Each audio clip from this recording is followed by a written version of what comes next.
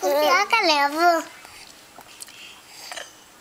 हाँ उस्मान ने मुझे बताया था कि कौन जा रहा था, कौन जा रहा था, प्रयाग में जा रहे थे, पता नहीं कौन जा रहा था, तो उस्मान ने मुझे बताया था।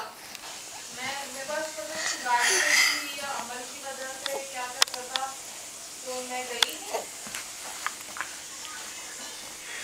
हाँ हाँ तो जब आए ना हफ्ते हफ्ते मुझे बताना, ठीक है? कैसे भी बताना। और तुम्हारे क्या हुआ? नहीं निकल हुआ इसलिए नहीं करते। तू नहीं चाहते अब तो अच्छे बच्चे हैं ना तेरे हटले नहीं है। अब मैं घुमाती हूँ। अच्छा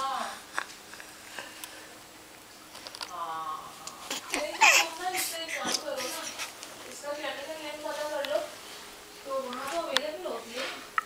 ये वो तो हाँ हाँ सारी मेडिसिन होती है, यानी क्वालिटी वाइज और वो तो पता नहीं, लेकिन जो मेडिकल नेम होता है जिससे वो कहते हैं फार्मास्यूटिकल नेम, वो तो पूरी दुनिया में अवेलेबल होगा ना।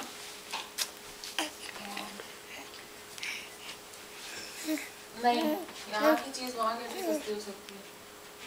वहाँ ना वो है सिविल हॉस्पिटल है ना, वहाँ ना एक वो है कौसर मेडिकल सेंटर है या स्टोर है।